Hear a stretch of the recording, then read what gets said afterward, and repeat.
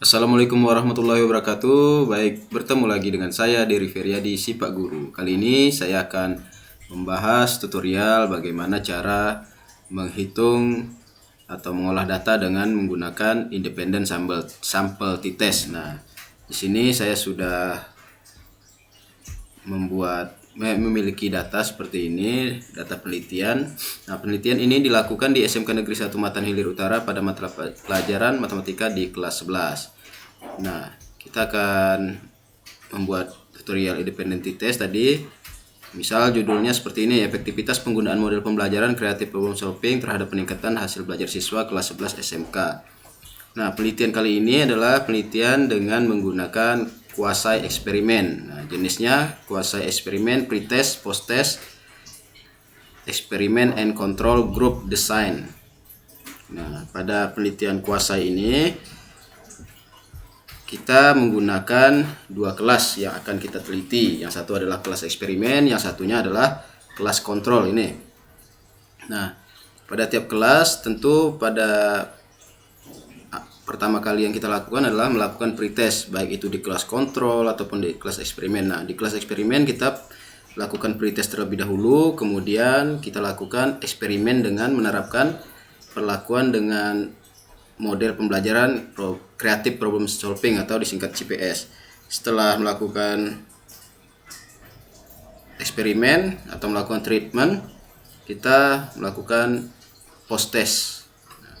Begitu juga di kelas kontrol. Di kelas kontrol ini kita yang pertama kali kita lakukan adalah melakukan pretest terlebih dahulu, kemudian melakukan pembelajaran dengan cara yang biasa dilakukan di kelas atau di sekolah, yaitu dengan cara konvensional tanpa penambahan treatment apapun. Kemudian setelah itu baru kita lakukan post test. Nah, adapun rumusan masalah yang pertama, apakah model konvensional berpengaruh terhadap hasil belajar matematika siswa kelas 11 SMK? Yang kedua, apakah model pembelajaran kreatif problem solving berpengaruh terhadap hasil belajar matematika siswa kelas 11 SMK? Kemudian yang ketiga, apakah terdapat perbedaan hasil belajar matematika kelas 11 SMK antara siswa yang menggunakan model pembelajaran kreatif problem solving dengan siswa yang menggunakan model konvensional yang biasa dilakukan di kelas dalam sehari-harinya? Nah, untuk menjawab hipotesis yang ketiga, tentu hipotesis HA-nya ada perbedaan hasil belajar matematika siswa kelas 11 SMK apakah antara siswa yang menggunakan model pembelajaran kreatif problem solving dengan siswa yang menggunakan model konvensional. Itu untuk HA. Nah, nanti kita teliti lebih lanjut apakah HA ini ditolak atau diterima. Untuk HO-nya tidak ada perbedaan hasil belajar matematika siswa kelas 11 SMK antara siswa yang menggunakan model pembelajaran kreatif problem solving dengan siswa yang menggunakan model konvensional. Nah, ini yang akan kita cari nanti. Sudah saya siapkan, tapi kita belum tahu hasilnya seperti apa. Oke, kita buka saja datanya. Kita langsung buka SPSS. Kita beralih ke SPSS. Nah, ini SPSS-nya masih kosong. Kita import data Excel. Di sini data quasi, pretest, and posttest siswa kelas 11 SMK MHU. Nah, ini ada dua data 1 dan data 2. Ini sebenarnya datanya sama, cuma yang data 1 ini saya susun secara menurun, yang data kedua ini saya susun berurutan secara menyamping. Nah, nanti tentu penggunaannya akan berbeda untuk mempermudah proses-proses selanjutnya. Oke, kita ambil yang ini ya, yang data menurun ini. Oke. Nah, sudah muncul. Di sini ada hasil belajar, kemudian ini sebenarnya ada hasil post-test pretest konvensional, kemudian hasil belajar post-test konvensional, hasil pretest CPS, kemudian dan hasil post-test CPS. Maka dikelompokkan satu. Nah, di sini seperti ini kelompoknya, kita lihat ada satu, kelompok 2 ini tentang pretest post-test. 1 dan 2 ini kelompok konvensional, 1 itu pretest, 2 post-test. Begitu juga yang 3 ini untuk yang 3 dan 4 untuk data CPS, yang 3 untuk pretest, yang 4 untuk post-testnya. Nah, kita ke variable view biar lebih mempermudah lagi. Di sini di value-nya kita kelompokkan saja. 1 kita beri label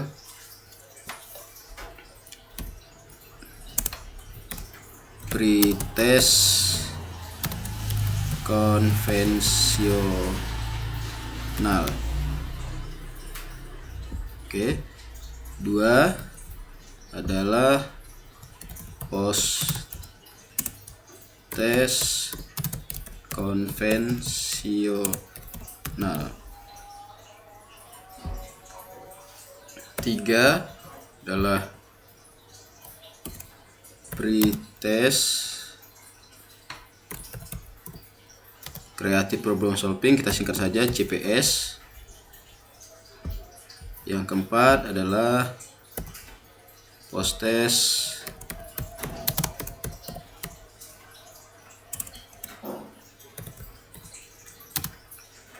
creative problem solving.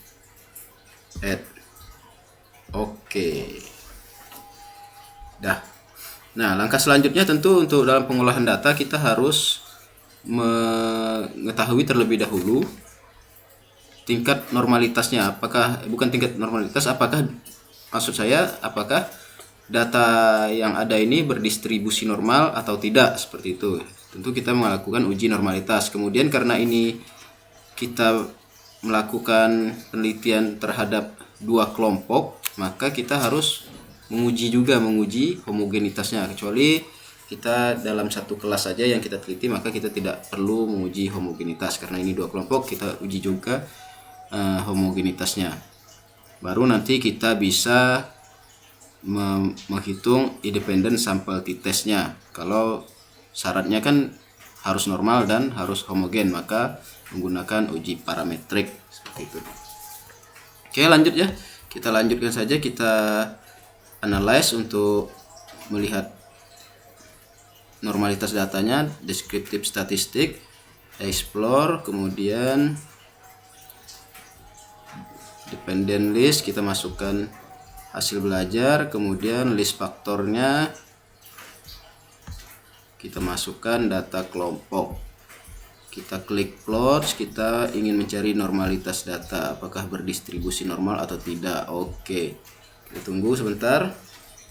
Nah, ini keluar deskriptif data deskriptifnya, baik itu pretest konvensional, post test konvensional, kemudian pretest CPS dan post test CPS. Nah, dari keempat data yang muncul ini, di sini ada data mean-nya, kemudian ada data median, varian, standar deviasi. Nah, tentu semua ini nanti akan berguna untuk membuat kesimpulan lebih lanjut.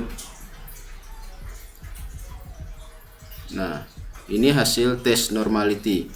Nah, karena data kita ini semuanya adalah 30, maka kita tidak membacanya di tes normalitas menggunakan Kolmogorov-Smirnov. Kita menggunakan Shapiro-Wilk. Karena datanya kurang dari 50, kita harus membaca di Shapiro-Wilk. Nah, kita lihat yang signifikannya. Ini 0,3 untuk pretest, post test juga nilainya 0,072. Kemudian pretest CPS 0,347, post test CPS 0,92. Artinya ke semua signifikansi dari data tersebut berdistribusi normal karena lebih besar dari 0,05. Semua data signifikansinya ini nilainya lebih besar dari 0,05, maka data berdistribusi normal. Langkah selanjutnya kita mencari tahu apakah data ini homogen. Nah, kita mencari tahu apakah data ini homogen. Kita langsung saja klik analyze, kemudian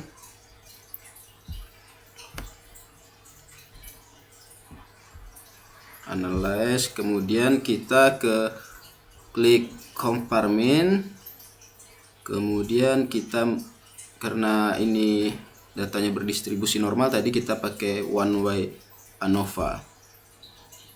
Kita masukkan ini ke dependent list, kelompok kita masukkan ke faktor, Kemudian kita pilih option, kita centang homogeneity of variant test karena kita ingin mencari melihat apakah homogen atau tidak. Kita klik continue, kita klik OK. Nah, nunggu berproses. Nah, sudah selesai ini. Nah, kita lihat hasil tes homogeneity of variance-nya. Kita membacanya cukup di based on mean ya. Nilai signifikansinya 0,286, artinya lebih besar dari 0,05. Nah, tingkat signifikansinya nilai signifikansinya lebih besar dari 0,05, artinya data ini selain berdistribusi normal juga homogen. Nah, dua syarat terpenuhi, data berdistribusi normal, data juga homogen, artinya kita bisa melakukan uji independen sampel t-test, uji parametrik untuk melakukan uji beda. Nah, sebelum kita melakukan uji beda untuk independen sampel t-test, kita lihat terlebih dahulu. Ini tadi rumusan masalah yang pertama. Apakah model konvensional berpengaruh terhadap hasil belajar matematika siswa kelas 11? Nah, kita lihat yang ini dulu ya, rumusan masalah yang pertama. Nah, untuk mencari rumusan masalah yang pertama, kita harus menguji dengan uji Piret Sample t-test. Nah, untuk uji Piret Sample t-test ini kita tidak bisa menggunakan, bukan tidak bisa, cuma agar lebih mempermudah, kita menggunakan data yang tersusun menyamping ke samping seperti itu. Kita impor data terlebih dahulu ya dari Excel ini. Nah, data yang kedua, data kuasai pretest posttest siswa kelas 11 SMKN 1 MHU. Kita tunggu dulu berproses, klik OK. Nah, ini ada data pretest konvensional, posttest konvensional, pretest CPS dan posttest CPS. Kalau yang pertama tadi kan sudah kita kelompokkan dengan angka 1, 2, dan 3. Kalau ini masih dalam susunan yang biasa. Nah, untuk melakukan uji Piret Sample t-test untuk mengukur ini, untuk mengetahui rumusan masalah yang pertama,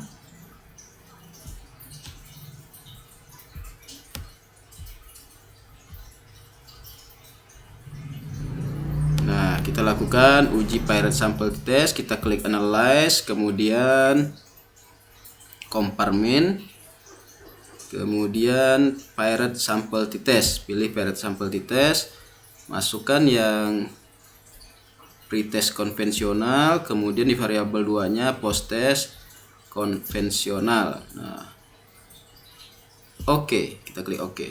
Nah, di sini kita bisa membacanya. Berapa hasilnya ini ya? Nah, nilai minnya untuk pretest 68,00, untuk posttest konvensional itu 80,63. Sedangkan signifikansinya adalah, kita bacanya yang di Piret Sample t-test, jangan yang di korelasinya ini. Signifikansinya 0,00, artinya di bawah 0,05. Kurang dari 0,05 artinya berpengaruh secara signifikan.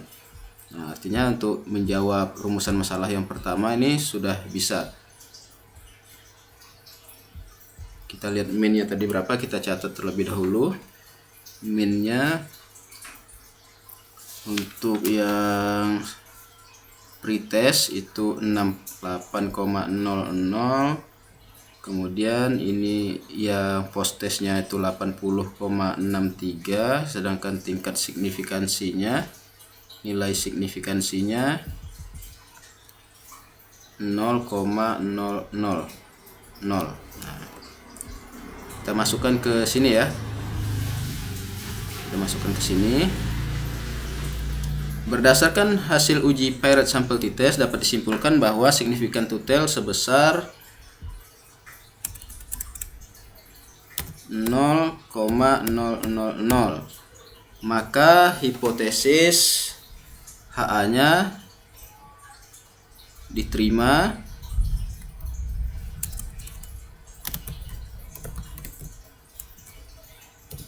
dan HO ditolak. Dengan demikian, pada model konvensional terdapat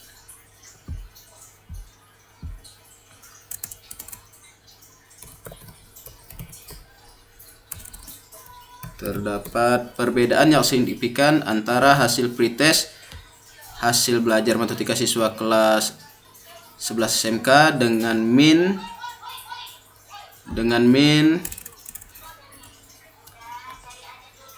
kita ginikan saja, minnya pretest min itu 68,00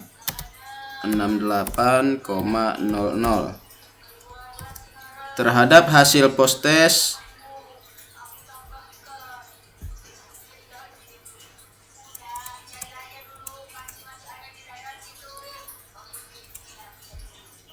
hasil belajar matematika siswa dengan nilai minnya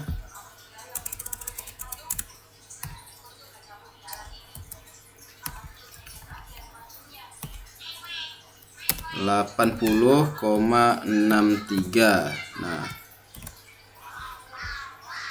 jadi berdasarkan data di atas maka menjawab rumusan masalah yang pertama, yaitu bahwa pembelajaran konvensional berpengaruh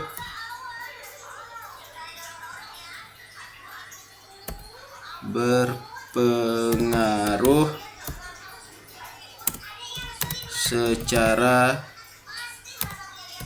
signifikan terhadap hasil belajar matematika kelas 11 SMK. Nah, seperti itu ya. Oke, kita lanjut ke yang selanjutnya.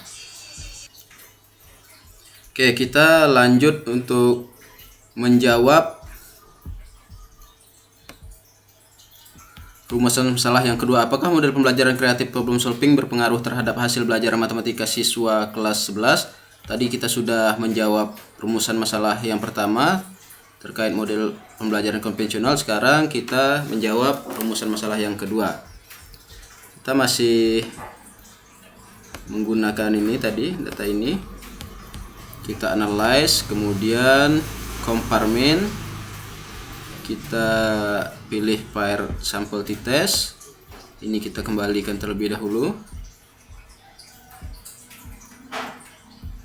data konvensional tadi. Sekarang kita ingin melihat pengaruh pretest dan posttest pada CPS. Kita masukkan ke variabel 1, kemudian CPS posttestnya kita masukkan. Langsung kita pilih klik OK. Nah, kita lihat. Nah, ini pair sampel t-testnya, nilai minnya itu 68,03, sedangkan posttestnya 85,67 dengan tingkat signifikansinya adalah signifikasi totalnya juga 0,000. Nah,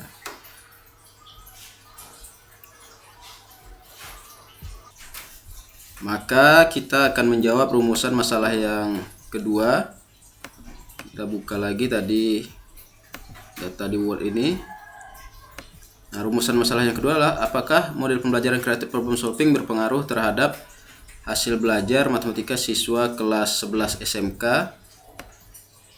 Nah, kita masukkan ke sini.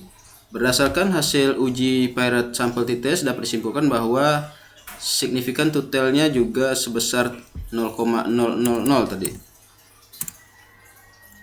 0,000. Maka hipotesis HA juga diterima.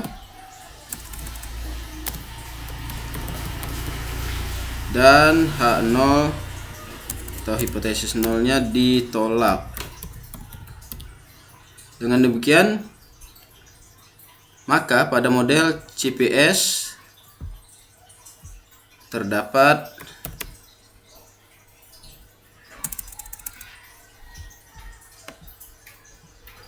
perbedaan. Oh, ini tadi sampai 2 kali ya.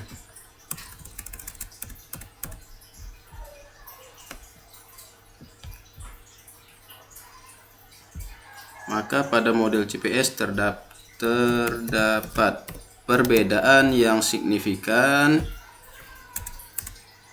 antara hasil pretest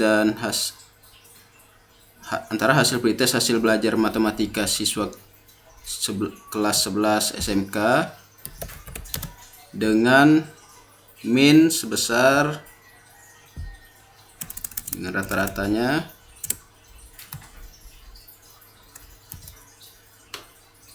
68,03 terhadap hasil post-test hasil belajar matematika siswa kelas 11 SMK dengan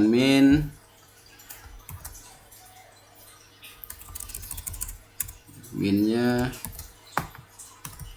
sebesar 85,67.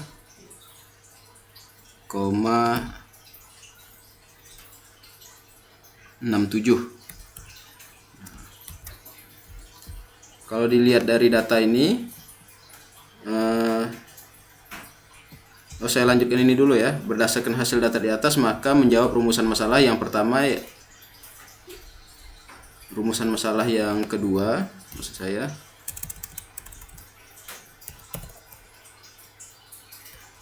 yaitu bahwa pembelajaran CPS berpengaruh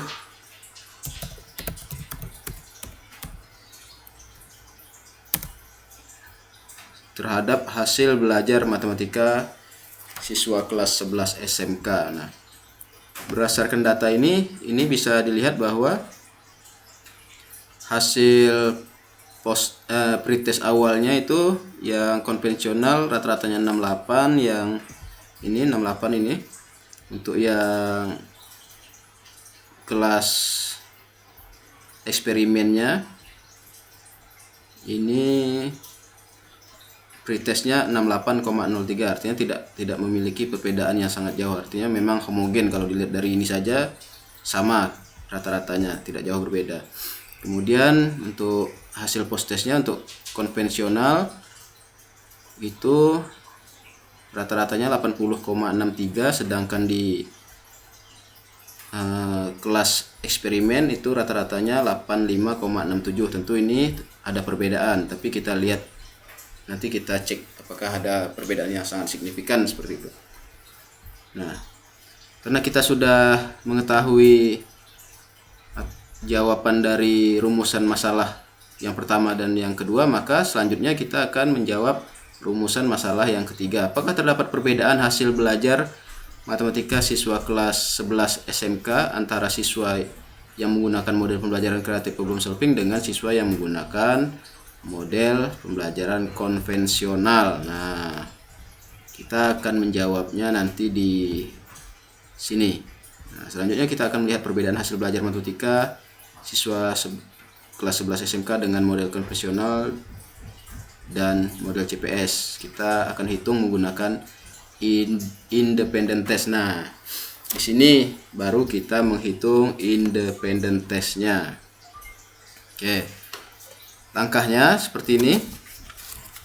Untuk melakukan independent test, kita buka lagi SPSS.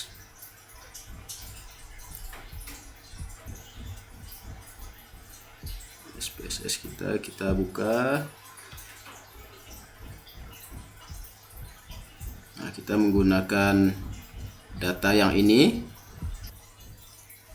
Nah, kita menggunakan data yang susunannya menurun ke bawah tadi yang sudah kita kelompok-kelompokkan. Kita langsung saja menguji uji independent sample t-test. Nah, caranya dengan klik analyze, kemudian Kita lanjutkan ke kompartmen, mana tadi? Analyze kompartmen, kita pilih independent sample t-test. Nah, yang ini independent sample t-test, klik. Nah, kemudian hasil belajar kita masukkan ke test variable, kemudian kelompok kita masukkan ke grup variable. Nah, kita klik define group karena kita akan membandingkan hasil post test keduanya, maka kita di sini klik grup 1. Post test konvensional itu kan sudah kita kodekan tadi 2, sedangkan grup 2 itu untuk post test model CPS. Nah, itu sudah kita kodekan dengan kode 4 pada kelompok tersebut. Nah, 2 grup 1 2, grup 2 4. Nah, kita klik langsung continue. Kemudian kita klik OK, tinggal kita tunggu prosesnya. Nah, di sini sudah terlihat jelas sekali pada grup statistik bahwa dalam hasil belajar setelah dilakukan post test, untuk post test konvensional itu rata-ratanya 80,63. Kemudian untuk post test CPS itu besaran rata-ratanya, nilai rata-ratanya adalah 85,67. Nah, apakah di sini ada hubungan yang signifikan? Ada perbedaan yang signifikan, bukan hubungan, perbedaan yang signifikan. Kita dapat melihatnya melalui data ini, independent sample t-test. Kita lihat di signifikan totalnya. Nah, dari data signifikan totalnya itu nilainya adalah 0,00. Kemudian di bawahnya juga 0,00. Artinya nilai signifikan totalnya itu berada di bawah 0,05. Artinya ada perbedaan yang signifikan.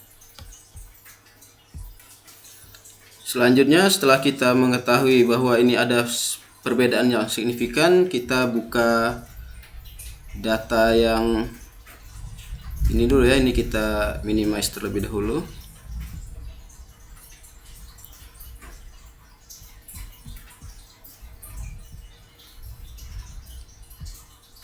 Nah, di sini untuk menjawab rumusan masalah yang ketiga, apakah terdapat perbedaan hasil belajar matematika siswa kelas 11 SMK antara siswa yang menggunakan model pembelajaran kreatif problem solving dengan siswa yang menggunakan model konvensional. Nah, tadi berdasarkan hasil olah data dengan menggunakan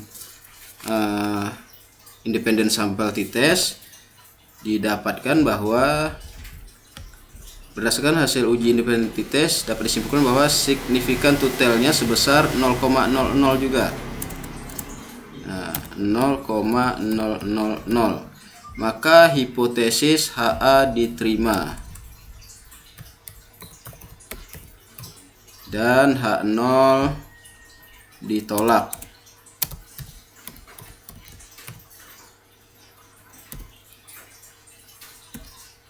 Dengan demikian, maka terdapat perbedaan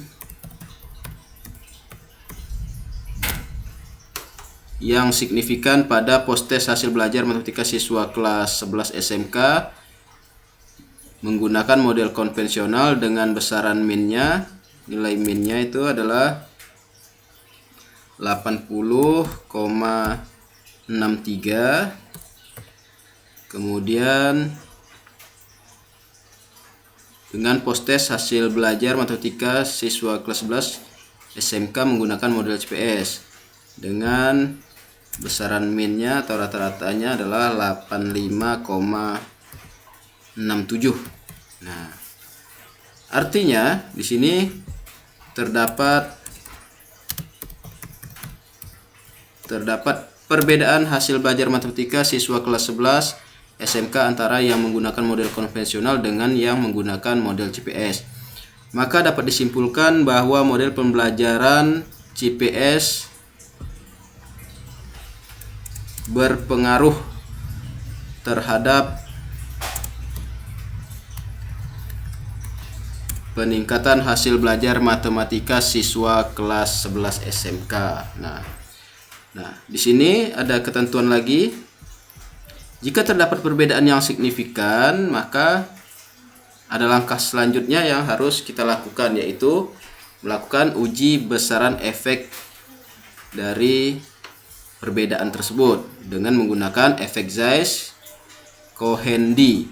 Nah, tadi setelah kita ketahui bahwa setelah kita uji dengan independent test, hasilnya adalah memiliki perbedaan yang signifikan, maka kita lanjutkan dengan uji efek Zeiss menggunakan Cohendy. Untuk menggunakan efek Cohendy, kita bisa langsung menghitungnya melalui website dengan interpretasi besaran efek Zeiss itu seperti ini ya. Dikatakan kecil jika nilai Cohendy-nya itu sama dengan 0,2, dikatakan sedang jika nilai Cohendy-nya itu sama dengan 0,5, dikatakan memiliki efek yang besar jika nilai Cohendy-nya 0,8. Nah, kita coba buka websitenya di sini. Saya sudah buka sebenarnya. Nah, ini di website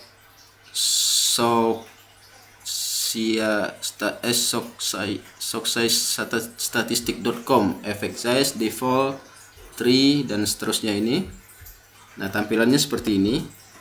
Nah, tampilan seperti ini. Rumusnya Cohendy itu sama dengan M2 dikurang M1 per SD Polet. Nah, atau seperti ini juga bisa. Ini sebenarnya bisa kita hitung secara manual, namun untuk mempercepat saja kita langsung coba menghitung menggunakan cara seperti ini. Nah, misalkan ini kelas kontrolnya, kelas kontrol. Oke, untuk memasukkan nilai atau nilai min di grup 1 ini, kita buka terlebih dahulu hasil deskriptif data yang pada saat kita melakukan uji normalitas data tersebut itu kan lengkap data deskriptifnya, kita cek terlebih dahulu. Nah, deskriptif data ini yang dibutuhkan tadi adalah data min dan data apa tadi ya, standar deviasi. Nah, tentu yang kita ambil adalah data hasil post testnya ya. Kita akan membandingkan hasil post testnya. Nah, kita cek min untuk post test konvensional itu 80,63.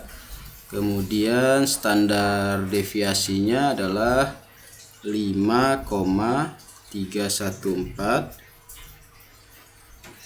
Ini standar deviasinya 5,314, minnya adalah 80,63. Kemudian untuk yang CPS kita turunkan lagi, kita cek lagi terlebih dahulu.